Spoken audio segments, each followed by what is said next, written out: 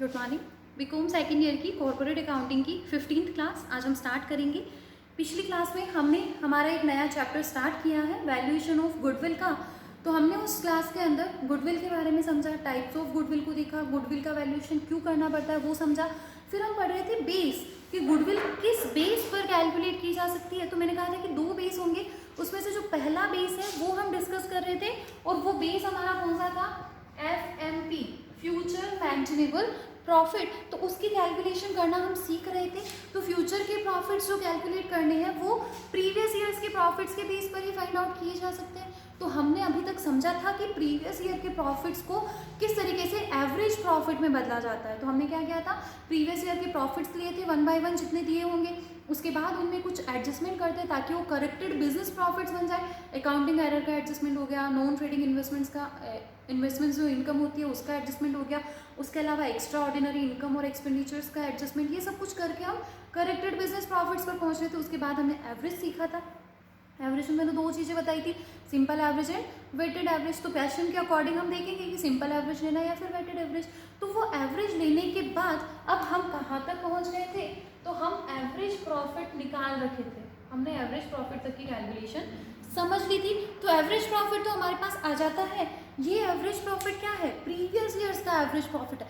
अब हमें देखना है कि इस एवरेज प्रॉफिट में से फ्यूचर में कितना प्रॉफिट रहने वाला है हमारे पास, वो हमारा फ्यूचर मेंटेनेबल प्रॉफिट होगा। तो इसके लिए क्या करेंगे, फ्यूचर से रिलेटेड कुछ एडजस्टमेंट्स किए जाएंगे। तो देखिए, सबसे पहली चीज़ कि कुछ ऐसी इनकम हो सकती है या कुछ ऐसे एक्सपेंसेस हो सकते हैं जो कि पहले होते थे अब नहीं होंगे। पहले तो होते थे पर अब नहीं होंगे। मान लीजिए इनकम को लेते हैं तो हमें बता रहे हैं कि पिछले सालों तक हर महीने 3,000 रुपये की एक इनकम हमारी फिक्स थी जो कि भविष्य में नहीं होगी। क्वेश्चन में लाइन दे दी कि 3,000 रुपये की एक आय थी जो कि पहले होती थी पर मंथ के हिसाब से, अब भविष्य में नहीं होगी। मतलब कि एक साल की 36,000 रुपये की एक ऐसी इनकम है जो कि पहले होती थी, इसलिए पहले के प्रॉफिट्स में जुड़ी हुई, लेकिन अब नहीं होगी। तो हम यहाँ से ऐसे इनकम को क्या कर देंगे, लेस कर देंगे। इसको कहा जाएगा डिक्रीज इन फ्यूचर इनकम। या फिर ऐसा बोल दिया कि पहले 3,000 पर मंथ होती थी, अब वो सिर्फ 2,000 रुपये पर मंथ होगी। पहले 3,000 रुपये होती थी, अब सिर्फ 2,000 होगी। मतलब 1,000 की तो नहीं होगी ना। तो अब उस 1,000 रुपये का जो लॉस हुआ है पर मंथ के हिसाब से टोटल 12,000, तो उस 12,000 को यहाँ से हटाया जाएगा, माइनस कर देंगे कि ये अब हमारे प्रॉफिट का पार्ट फ्यूचर में नहीं रहने वाला है, क्योंकि हमें निकालना फ्यूचर मेंटेनेबल प्रॉफिट, फ्यूचर में जो मेंटेन रह सके वह प्रॉफिट। तो ऐसी इनकम जो कि पहले होती थी अब नहीं होगी उसको लेस कर दो। जस्ट अपोजिट, कोई नई इनकम अब आने वाले वर्षों में होगी। क्या बोल दिया कि पहले तो नहीं होती थी पर अब हर महीने 2,000 रुपये की एक इनकम आपको होगी, ये फिक्स है। तो ये क्या हो गया, increase in income. Increase in income तो उसको क्या कर दो, प्रॉफिट में ऐड कर दो। बहुत सिंपल, अपना कॉमन सेंस यूज करना है कि पहले कुछ इनकम होती थी अब नहीं होगी तो प्रॉफिट में से हटा दो ताकि पता चल जाए कि भाई आगे कितना प्रॉफिट रहने वाला है। पहले इनकम नहीं होती थी अब होगी, फिक्स है, तो फिर जोड़ दो ताकि हमारा प्रॉफिट बढ़ जाए कि भाई फ्यूचर में इतना प्रॉफिट होगा। सिंपल सी चीज़ है। उसके बाद इसी तरीके से एक्सपेंसेस भी हो सकते हैं, कुछ ऐसे खर्चे जो कि पहले होते थे। पहले हर मंथ 1,500 रुपये हम एक पर्सन को देते थे। क्या बोल रहा है क्वेश्चन में, पर मंथ आप 1,500 रुपये का पेमेंट करते थे एक पर्सन को, उस पर्सन को अब हटा दिया गया है, उसको पेमेंट करने की नीड नहीं है। तो साल भर के 18,000 रुपये बच गए। एक्सपेंसेस में कमी आई, डिक्रीज इन एक्सपेंसेस, तो ऐड करो। क्यों, क्योंकि एक्सपेंसेस अगर कम हो रहे हैं, डिक्रीज इन एक्सपेंसेस हो रहा है, तो ये तो हमारा प्रॉफिट है ना। भविष्य में तो लाभ 18,000 रुपये से ज़्यादा होगा आपका हर साल। तो डिक्रीज इन एक्सपेंसेस को ऐड कर दो। और उसी तरह अगर इंक्रीज इन एक्सपेंसेस है, पहले बोल रहे 1,500 रुपये का एक पर्सन बिठा रखा था, अब उसके साथ एक और लगाना पड़ेगा, दैट मीन्स 18,000 रुपये का खर्चा बढ़ गया। खर्चा बढ़ेगा मतलब प्रॉफिट कम होगा। तो इनकम का जस्ट अपोजिट किस में रहेगा, एक्सपेंसेस में। तो इसको कोई याद करने की नीड नहीं है, अपना कॉमन सेंस यूज करना है, समझना है कि फ्यूचर में खर्चा होता था अब नहीं होगा। मतलब फ्यूचर में लाभ ज़्यादा, मतलब सॉरी, पहले खर्चा होता था अब नहीं होगा, मतलब कि फ्यूचर में प्रॉफिट ज़्यादा होने वाला है, और प्रॉफिट ज़्यादा होने वाला तो ऐड कर दो। सिंपल सा कंसेप्ट है। और अगर पहले खर्चा नहीं होता था अब होगा तो फिर क्या कर दो, लेस कर दो। तो ये फ्यूचर से रिलेटेड इनकम और एक्सपेंसेस, अगर क्वेश्चन में ऐसी कोई इन्फॉर्मेशन गिवन है तो हम एक तो उसका एडजस्टमेंट करेंगे। उसके अलावा एक एडजस्टमेंट होता है डेप्रिसिएशन का। देखिए क्या होता है कि जब गुडविल का वैल्यूएशन किया जाता है ना, तब हमारी सारी एसेट्स का रिवैल्यूएशन होता है, जितनी भी संपत्तियां हैं ना व्यवसाय में उन सबका पुनर्मूल्यांकन किया जाता है कि वो जो हमारी बुक में दिखा रखा है कि हमने बिल्डिंग है 5 लाख रुपए की, क्या एक्चुअली बिल्डिंग 5 लाख रुपए की है, कहीं उसकी वैल्यू कम तो नहीं हो गई या फिर उसकी वैल्यू बढ़ तो नहीं गई, तो रिवैल्यूएशन होता है, पुनर्मूल्यांकन होता है। अब मान लीजिए पहले तो हमारी बिल्डिंग शो हो रही थी 5 लाख रुपए पर, उसके हिसाब से 5% हम हर साल 25-25 हज़ार रुपये का डेप्रिसिएशन चार्ज कर रहे थे। बहुत सिंपल सा कंसेप्ट था। हमने रिवैल्यूएशन करवाया तो पता चला कि बिजनेस की आपकी बिल्डिंग जो है उसकी वैल्यू तो हो गई है 8 लाख रुपए। कितनी वैल्यू हो गई है? 8 लाख रुपए। तो अब क्योंकि नई वैल्यू आ गई है तो आपको अपनी बिल्डिंग्स को या फिर अपने एसेट्स जो है उनको सबको क्या करना पड़ेगा? नई वैल्यू पर दिखाना पड़ेगा। तो ऐसे केस में अब आपका डेप्रिसिएशन भी तो इस पर चार्ज होगा ना 5% का। कितना होगा? 40,000। बिल्डिंग के रिवैल्यूएशन का प्रॉफिट लॉस वो सारी चीज़ें अलग, अभी हम उस पर डिस्कस नहीं कर रहे। हम ये देख रहे हैं कि रिवैल्यूएशन के कारण अगर वैल्यू बढ़ी है तो डेप्रिसिएशन बढ़ेगा। कितना डिफरेंस आ गया डेप्रिसिएशन में? 15,000 रुपये का। तो डेप्रिसिएशन एक तरीके से खर्चा ही है, P&L में डेबिट साइड शो होता है, मतलब आगे आने वाले वर्षों में 15,000 रुपये का एक एडिशनल खर्चा, एडिशनल लॉस हमारा आ गया डेप्रिसिएशन का। तो इसको भी हमें अपने एवरेज प्रॉफिट में से क्या करना पड़ेगा? माइनस करना पड़ेगा। किस नाम से? एडिशनल डेप्रिसिएशन के नाम से। तो ये तो 15,000 का जो एडिशनल डेप्रिसिएशन ना वो हमारे फ्यूचर में होने वाले प्रॉफिट्स को क्या कर देगा? कम कर देगा। इसका जस्ट अपोजिट देखें अगर, तो मान लो कि पहले वैल्यू थी 8 लाख, अब वैल्यू आ गई 5 लाख रुपए। पहले हम डेप्रिसिएशन लगा रहे थे 40,000, अब डेप्रिसिएशन कितना लगाना पड़ेगा? सिर्फ 25,000 का। तो ऐसे केस में ये जो 15,000 रुपये है ये अब पहले तो खर्चा होता था पर अब नहीं होगा, मतलब 15,000 रुपये से हमारे प्रॉफिट्स बढ़ेंगे। तो ऐसे केस में इसको क्या लिखेंगे हम? सेविंग्स इन डेप्रिसिएशन, यानी कि हाथ की बचत हुई और इस 15,000 को प्रॉफिट में जोड़ देंगे क्योंकि फ्यूचर में प्रॉफिट हमारे ज़्यादा आने वाले हैं 15,000 रुपये से। समझ में आई चीज़?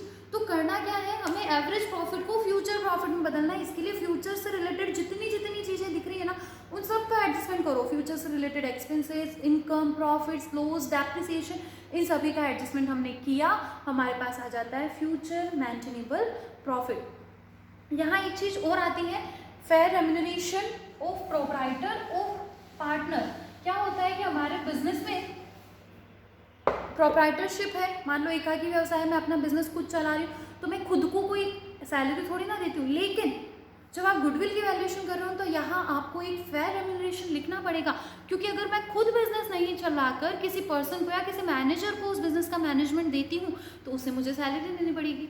तो जो फेयर रेम्यूनरेशन होता है, उचित पारिश्रमिक बनता है ना, उसको भी आपको क्या करना पड़ेगा? हटाना पड़ेगा। एक चीज़ हो सकती है कि मान लो पहले बताया गया क्वेश्चन के अंदर कि हर साल पार्टनरशिप फर्म है और 20,000 रुपये का पार्टनर्स को रेम्यूनरेशन दिया जाता है। क्या बोला? 20,000 रुपये का पार्टनर्स को रेम्यूनरेशन दिया जाता है और फ्यूचर में भी इतना ही दिए जाने की संभावना है। कहीं कोई एडजस्टमेंट करने की ज़रूरत नहीं, कहीं कोई एडजस्टमेंट करने की नीड नहीं है। लेकिन बोला पहले 20,000 का पारिश्रमिक दिया जाता था, अब 25,000 दिया जाएगा, तो ऐसे केस में एडजस्टमेंट करना पड़ेगा। दो तरीके, या तो इसको फ्यूचर एक्सपेंसेस मान के 5,000 रुपये बाद में घटा दो कि 5,000 रुपये के खर्चे ज़्यादा होने वाले। दूसरा तरीका जो है वो क्या होता है कि आप जब एवरेज प्रॉफिट निकाल रहे हैं ना, उससे पहले जब हमने अलग अलग सालों के प्रॉफिट लिख रखे उन सब में 20,000 रुपये का ये खर्चा जो था उसको जोड़ दो और फिर एवरेज निकालो, सब कुछ करो, लास्ट में एवरेज प्रॉफिट में से माइनस करो फेयर रेम्यूनरेशन टू पार्टनर 25,000। दोनों तरीके, दोनों बिल्कुल सही। तो देखेंगे क्वेश्चन जिस हिसाब से दिया होगा उसके अकॉर्डिंग हम उसका एडजस्टमेंट करेंगे, लेकिन फेयर रेम्यूनरेशन का एडजस्टमेंट ज़रूरी है। कंपनीज के केस में मैंने अभी प्रोप्राइटरशिप भी कर दिया, पार्टनरशिप भी कर दिया। कंपनीज के केस में क्या होता है कि अगर आपको अदर को इन्फॉर्मेशन नहीं गिवन है तो माना जाता है कि प्रॉफिट जो आपको दे रखा है ना उसमें आपने ऑलरेडी रेम्यूनरेशन माइनस कर दिया। लेकिन अगर क्वेश्चन पार्टनरशिप फर्म का है या फिर प्रोप्राइटरशिप का है तो हमें ध्यान रखना है कि फेयर रेम्यूनरेशन माइनस होगा। नहीं दे रखा है क्वेश्चन के अंदर तो हम कुछ भी अज्यूम करके भी लिख सकते हैं, इस तरीके के अजम्पशन भी हम ले सकते हैं। तो इस तरीके से अजम्पशन लेके फेयर रेम्यूनरेशन को हर कंडीशन में घटाया जाना बहुत ज़रूरी है। कंपनी के केस में कोई दिक्कत नहीं है क्योंकि कंपनी में माना जाता है कि P&L में से आप पहले ही रेम्यूनरेशन को घटा चुके होते हैं, उसके बाद के ही प्रॉफिट्स आप दिखाते हैं। तो एक इम्पॉर्टेंट टॉपिक है, ये इम्पॉर्टेंट पॉइंट है फेयर रेम्यूनरेशन, उचित पारिश्रमिक। किसका, साझेदारों का, या फिर एकाकी व्यवसाय है तो व्यवसाय के स्वामियों का। तो ऐसे केस में उसको हमें लेस करना है। हमारे पास आ जाता है फ्यूचर मेंटेनेबल प्रॉफिट। समझ में आ रही है चीज? हमारे पास क्या आ जाएगा, future maintainable profit before tax, उसमें से माइनस करेंगे टैक्स, हमारे पास आ जाएगा after tax FMP. Tax rate यहाँ कौन सी रहेगी, तो फ्यूचर की रहेगी। मान लीजिए पहले तो आप टैक्स रेट, आपको क्वेश्चन बोल दिया कि पहले इनकम टैक्स 30% की दर से दिया जाता था, लेकिन अब 35% की दर से कर देना होगा। तो 30% को ध्यान नहीं रखना, अपने को 35% की रेट से, क्योंकि हम फ्यूचर के प्रॉफिट निकाल रहे हैं, तो फ्यूचर में तो आप 35% का टैक्स देने वाले हो ना, इसलिए यहाँ पे टैक्स भी कितना माइनस होगा, 35%। समझ में आ रहा है? तो हमें फाइंड आउट करना है एफएमपी आफ्टर टैक्स। देखिए हमने पूरा जो अभी तक पढ़ा है उन सबको मैंने एक फॉर्मेट के रूप में यहाँ पर बना दिया है कि एफएमपी की कैलकुलेशन कैसे होती है। क्विक रिवीजन करवा रही हूँ मैं। देखिए सबसे पहले प्रॉफिट बिफोर टैक्स लेते हैं हम, फर्स्ट सेकंड थर्ड जितने ईयर्स दे रखे होते हैं उनका, उसमें हम एडजस्टमेंट करते हैं अकाउंटिंग एरर के लिए, एटलेस जो भी करना है। ये करेक्टेड बिजनेस प्रॉफिट आते हैं। उसके बाद अगर कोई नॉन ट्रेड इन्वेस्टमेंट है उससे कोई इनकम है तो उसको माइनस किया जाएगा, और फिर अगर कोई extra ordinary income expenses profit loss है तो उसका एडजस्टमेंट आप करिए। हमारे पास आ जाते हैं नॉर्मल बिजनेस प्रॉफिट्स, उसके बाद उनका एवरेज लिया जाता है, एवरेज दोनों सिंपल या फिर वेटेड जो भी कंडीशन है। हमने क्या लिया, एवरेज प्रॉफिट लिया, फिर उससे हमें एफएमपी तक पहुंचना है। तो फ्यूचर से रिलेटेड एडजस्टमेंट्स क्या क्या, तो एडिशनल या फिर सेविंग्स इन डेप्रिसिएशन जो भी करना है, एडिशनल डेप्रिसिएशन है तो लेस कर दो, सेविंग्स है तो ऐड कर दो। उसके बाद एडजस्टमेंट फॉर फ्यूचर इनकम, भविष्य में होने वाली आय, तो अगर भविष्य में आय बढ़ने वाली है, इंक्रीज होने वाला है तो ऐड कर दो, इनकम डिक्रीज होने वाली है तो लेस कर दो। इसी तरह adjustment for future expenditures, expenses future में बढ़ने वाले हैं लेस कर दो, घटने वाले हैं ऐड कर दो। और फिर फेयर रेम्यूनरेशन अभी समझा हमने, उसको लेस करो। हमारे पास आ जाते हैं future maintainable profit before tax, उसमें से हम माइनस कर देते हैं टैक्स को, और टैक्स रेट कौन सी रहेगी, फ्यूचर रेट ऑफ टैक्स रहेगी। उसके बाद हमारे पास आ जाता है future maintainable profit after tax, जो कि एक बेस होता है हमारी गुडविल को फाइंड आउट करने के लिए। तो गुडविल फाइंड आउट करने के जो दो बेस है उसमें से पहला बेस हमने समझा फ्यूचर मेंटेनेबल प्रॉफिट, उसकी कैलकुलेशन कैसे की जाती है, तो ए टू जेड कैलकुलेशन इसी फॉर्मेट में आ जाएगी पूरी। तो ये आपको समझ में आ गई चीजें। फर्स्ट बेस हमने समझा फ्यूचर मेंटेनेबल प्रॉफिट। अब हम आ जाते हैं अपने गुडविल फाइंड आउट करने के लिए दूसरे बेस पर। तो दूसरा जो हमारा बेस है उसे कहा जाता है सुपर प्रॉफिट्स। क्या कहेंगे उसे, सुपर प्रॉफिट, हिंदी में इसको कहा जाता है अधिलाभ। सुपर प्रॉफिट यानी कि नॉर्मल से ज्यादा प्रॉफिट अगर कोई फर्म कमा रही है ना तो हम उसे कहते हैं कि सुपर प्रॉफिट की कंडीशन में। तो सुपर प्रॉफिट की जो डेफिनेशन होती है ना वो भी यही होती है कि नॉर्मल प्रॉफिट से ज्यादा अगर आपकी फर्म प्रॉफिट ले रही है तो उसको सुपर प्रॉफिट कहा जाएगा। तो यहाँ एक वर्ड मैं बार बार यूज कर रही हूँ, नॉर्मल प्रॉफिट।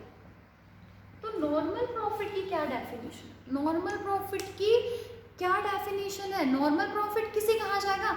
तो समझना कि हम जिस टाइप का बिजनेस कर रहे हैं ना उस टाइप का बिजनेस इस दुनिया में या फिर हमारे आसपास के एरिया में, हमारे देश में, हमारे शहर में भी बहुत से लोग करते हैं। यानी कि सेम नेचर का, सेम काइंड ऑफ बिजनेस अगर दूसरे पर्सन्स भी कर रहे हैं तो फिर उनका जो प्रॉफिट है ना वो हम देखेंगे। उनका प्रॉफिट मतलब वो किस रेट से प्रॉफिट अर्न कर रहे हैं। मान लीजिए हमने 50 लाख रुपए का इन्वेस्टमेंट कर रखा है और नॉर्मली 10% की रेट ऑफ रिटर्न है कि जो भी इस टाइप का बिजनेस करता है उसको 10% के हिसाब से लाभ तो होता ही होता है, यानी कि 5 लाख रुपए का प्रॉफिट तो होना तय है। तो यही हमारा नॉर्मल प्रॉफिट होता है।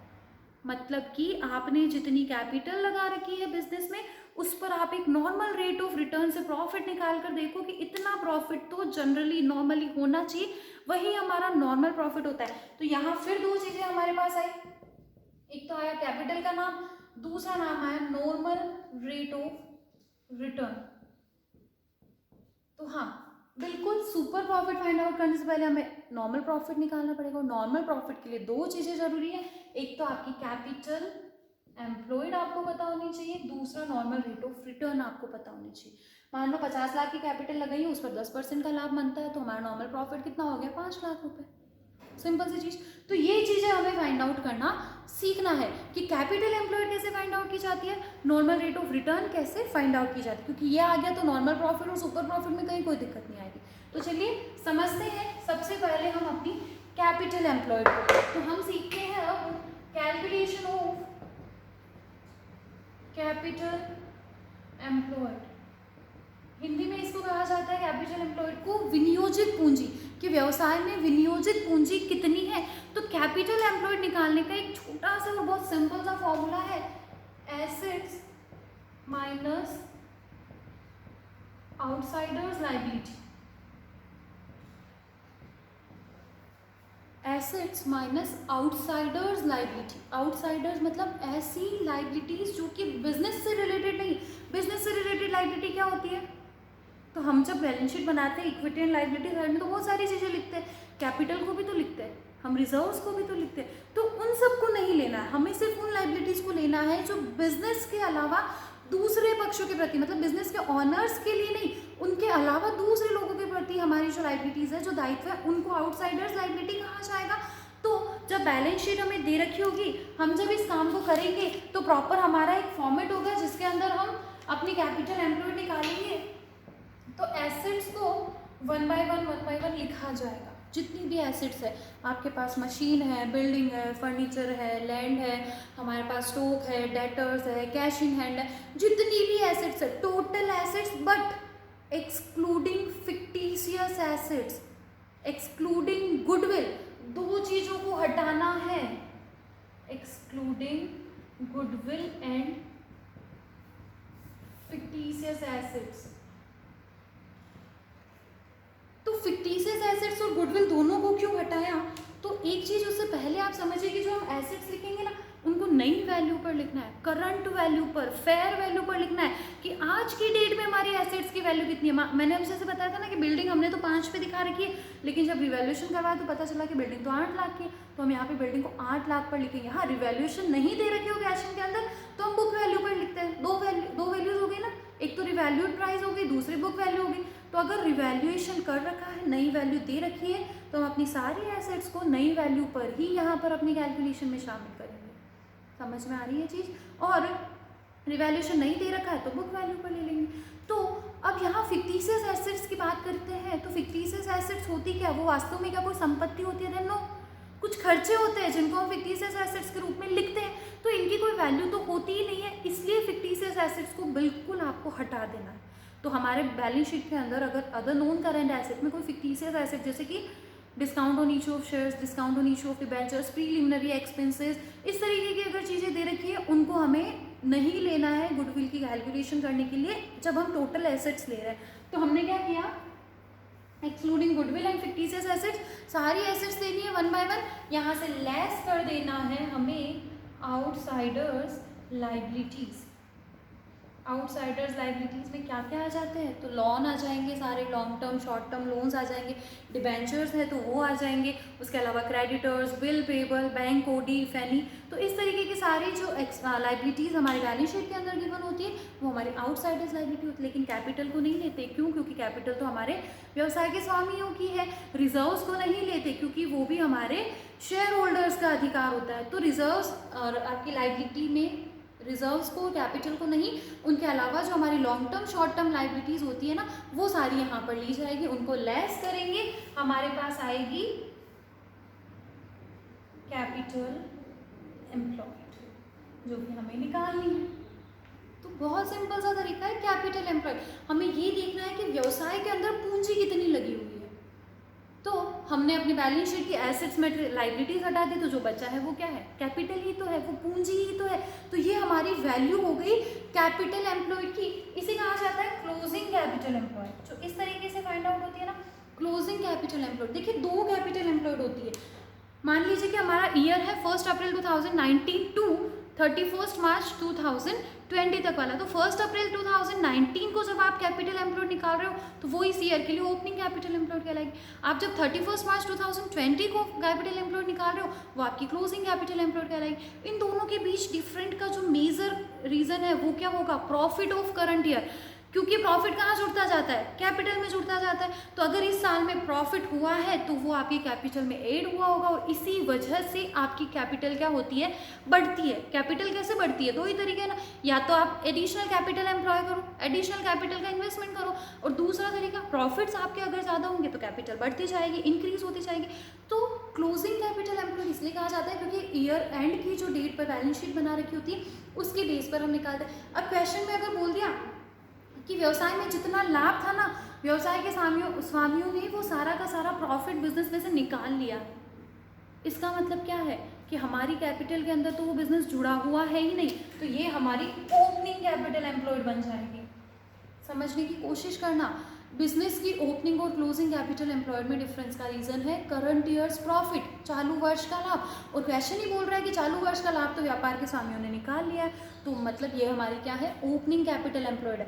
अब जब हम गुडविल की कैलकुलेशन करने के लिए नॉर्मल प्रॉफिट की बात कर रहे हैं ना, तो नॉर्मल प्रॉफिट जो है ना वो निकाला जाता है जनरली एवरेज कैपिटल एम्प्लॉयड पर।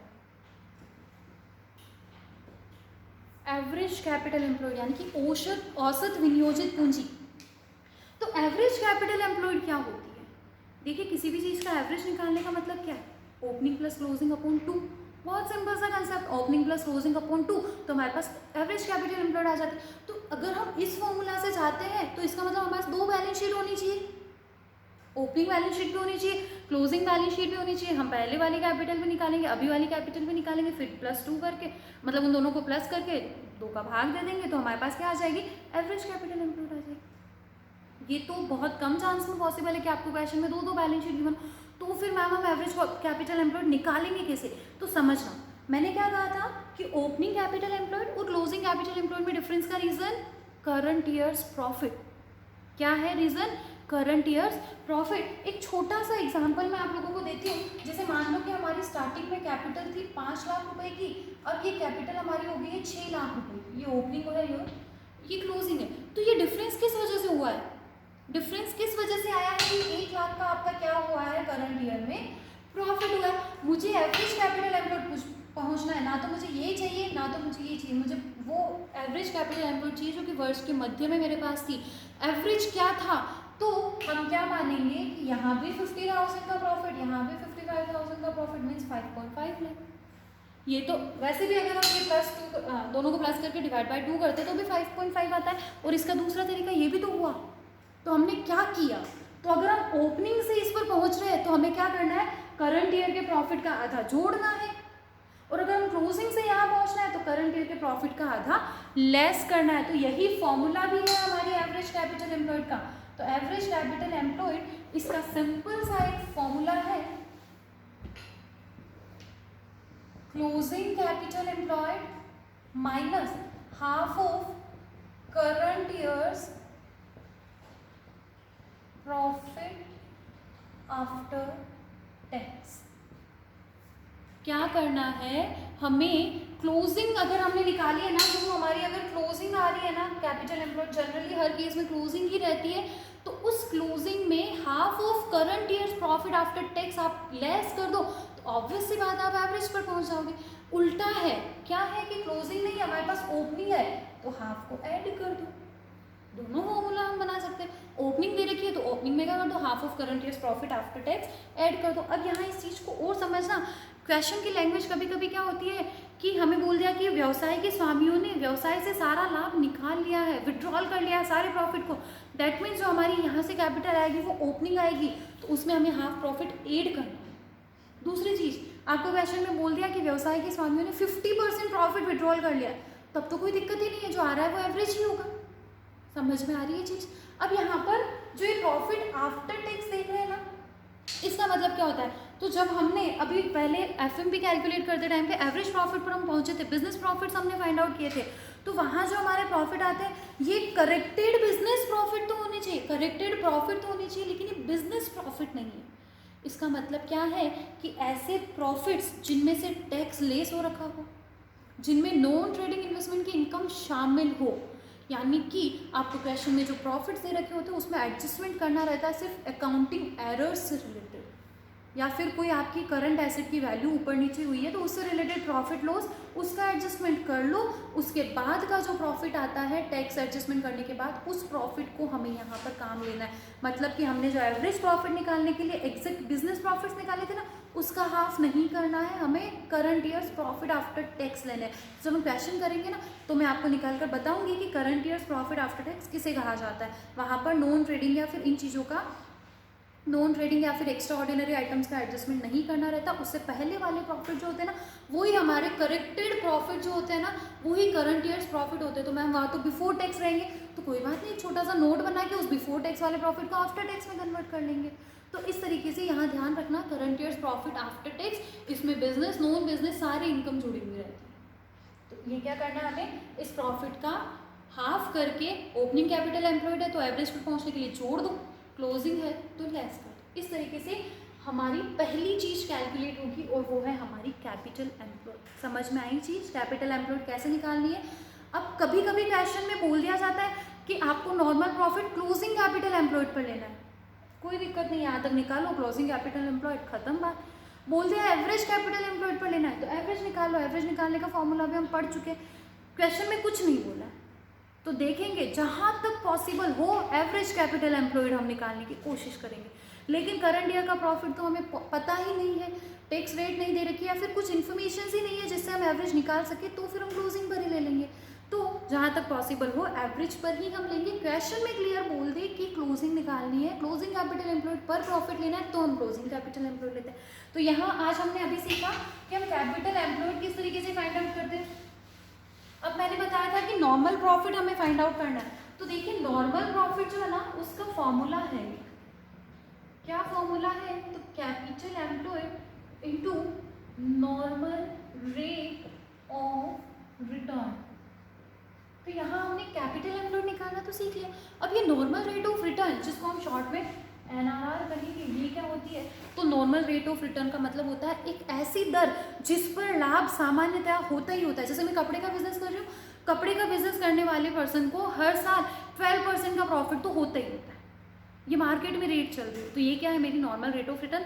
तो NRR क्वेश्चन में ज़्यादातर आपको दे रखी होती है, नहीं दे रखी होती है तो कुछ इन्फॉर्मेशन होती है, जैसे कि रिस्क फ्री रेट 10% है और रिस्क रेट 2% है, उन दोनों को जोड़ दो। रिस्क फ्री रेट मतलब कि अगर मैं ये 50 लाख रुपए का जो इन्वेस्टमेंट है यहाँ ना करके बैंक में दे दूँ, रिस्क नहीं है मेरे पास, कोई रिस्क नहीं है, बैंक मुझे 10% इंटरेस्ट दे रही है तो 10% तो रिस्क फ्री रेट। लेकिन अगर मैं बिजनेस में इन्वेस्ट करती हूँ तो 2% मुझे रिटर्न फॉर रिस्क मिलता है, क्योंकि रिस्क लोगे तो प्रॉफिट तो होगा ना। तो ये जो 2% है वो भी मेरा 10 में जुड़ेगा और total normal rate of return मेरी कितनी बन जाएगी, 12%। तो क्या करना है, आपका जो कैपिटल एम्प्लॉयड निकला उस पर normal rate of return apply करो, आपके पास आ जाएंगे नॉर्मल प्रॉफिट, सामान्य लाभ की आपके बिजनेस के नेचर के हिसाब से, आपके कैपिटल एम्प्लॉयड के हिसाब से इतना प्रॉफिट आपको होना चाहिए। मान लो मेरा नॉर्मल प्रॉफिट आ रहा है ₹5 लाख, कितना आ गया, ₹5 लाख। अब मुझे पहुंचना है सुपर प्रॉफिट पर कि 5 लाख के प्रॉफिट तो नॉर्मल आपको होने ही चाहिए। अब मैंने एक चीज़ निकाल रखी थी, FMP, मान लो मेरा FMP था 6,50,000 रुपये। FMP का मतलब मेरा फ्यूचर में प्रॉफिट होने वाला है, जो मैंने प्रीवियस ईयर्स के प्रॉफिट्स के बेस पे निकाला है। 5 लाख का ही प्रॉफिट बनता है, नॉर्मली तो आपको 5 लाख होना चाहिए, लेकिन आपको कितना हो रहा है, 6,50,000, मतलब आप सुपर प्रॉफिट वाली कंडीशन में हो। तो सुपर प्रॉफिट का फॉर्मूला भी यही से बना है, super profit is equals to future maintainable profit minus normal profit. मतलब मुझे 6.5 लाख माइनस 5 लाख रुपीज़ 1,50,000 का सुपर प्रॉफिट। समझ में आ रही है चीज़। तो फॉर्मूला को याद करने के बजाय अगर आप इन कंसेप्ट्स को समझने की कोशिश करेंगे तो लाइफ टाइम नहीं भूलेंगे इन चीज़ों को। तो कैपिटल एम्प्लॉयड निकालना सीख लिया, नॉर्मल प्रॉफिट हमने निकालना सीख लिया, तो सुपर प्रॉफिट हम आराम से निकाल सकते हैं। तो यही हमारा सेकंड बेस है गुडविल फाइंड आउट करने का। तो हमारे जो बेस थे, FMP हमने सीखा, पूरा टेबल बना के मैंने आपको पूरा फॉर्मेट बना के भी बता दिया कैसे निकालते हैं। दूसरा बेस सुपर प्रॉफिट, तो सुपर प्रॉफिट से पहले FMP तो निकालना ही पड़ेगा, उसके बाद हमें पहुंचना है नॉर्मल प्रॉफिट पर। सुपर प्रॉफिट की यहाँ से डेफिनेशन भी बन जाती है कि सामान्य लाभों पर औसत लाभों का आधिक्य ही अधिलाभ कहलाता है। Excess of future maintainable profit over normal profit is super profit. तो यही होता है हमारा अधिलाभ, यही होता है सुपर प्रॉफिट। इसके लिए हमें चाहिए होता है नॉर्मल प्रॉफिट, और नॉर्मल प्रॉफिट के लिए चाहिए दो चीज़ें, कैपिटल एम्प्लॉयड और नॉर्मल रेट ऑफ रिटर्न। तो normal rate of return question में गिवन होगी या नहीं होगी तो हम देख लेंगे, रिस्क रेट और रिस्क फ्री रेट वाली चीज़ें। उसके अलावा कैपिटल एम्प्लॉयड चाहिए होती है तो हमने देख लिया, नहीं टोटल एसेट्स रिवैल्यूड प्राइस पर, नई वैल्यू पर, उसमें गुडविल फिक्टिशियस एसेट्स को नहीं लेते, उसमें से माइनस करते, आउटसाइडर्स लायबिलिटीज, तो कैपिटल आ जाती है। एवरेज निकालना है तो देख लो करंट ईयर के प्रॉफिट का एडजस्टमेंट कर लो, हमारे पास एवरेज आ जाती है, नॉर्मल प्रॉफिट आ जाएगा, नॉर्मल प्रॉफिट आएगा तो सुपर प्रॉफिट भी आ जाएगा। समझ में आ गई चीज़। तो दो बेस जो हमारे थे, फ्यूचर मेंटेनेबल प्रॉफिट और सुपर प्रॉफिट, वो दोनों फाइंड आउट करना हमने सीखा। अब नेक्स्ट क्लास में हम सीखेंगे कि गुडविल कैसे फाइंड आउट की जाती है। अभी तक हमने गुडविल फाइंड आउट करने के लिए बेस देखे, क्योंकि गुडविल फाइंड फाइंड आउट करने का सबसे अच्छा बेस है प्रॉफिट। तो हमने प्रॉफिट में कुछ एडजस्टमेंट करके दो तरीके के प्रॉफिट निकालना सीख लिया, एफएमपी यानी कि फ्यूचर मैनेजमेंट प्रॉफिट और एसपी यानी कि सुपर प्रॉफिट। अब हम देखेंगे कि इन बेस के आधार पर या इन बेस के हिसाब से गुडविल की वैल्यू किस तरीके से फाइंड आउट होगी। तो वैल्यूएशन ऑफ गुडविल जो है उसके फॉर्मूला क्या क्या होते हैं, किन किन मेथड से होते हैं, मेथड्स अब हम पढ़ेंगे, methods for valuation of goodwill, उनको हम नेक्स्ट क्लास से डिस्कस करेंगे। इन चीज़ों को अच्छे से समझना, आपकी बुक में भी इससे रिलेटेड थ्योरी दे रखी है, उसको अच्छे से पढ़ना ताकि छोटे छोटे पॉइंट्स में आपके क्लियर हो जाए। बाकी जब हम क्वेश्चंस करेंगे तब ये चीज़ें वापस से हम डिटेल में डिस्कस तो करेंगे ही। ओके, तो नेक्स्ट क्लास से हम पढ़ेंगे मैथड्स। Thank you.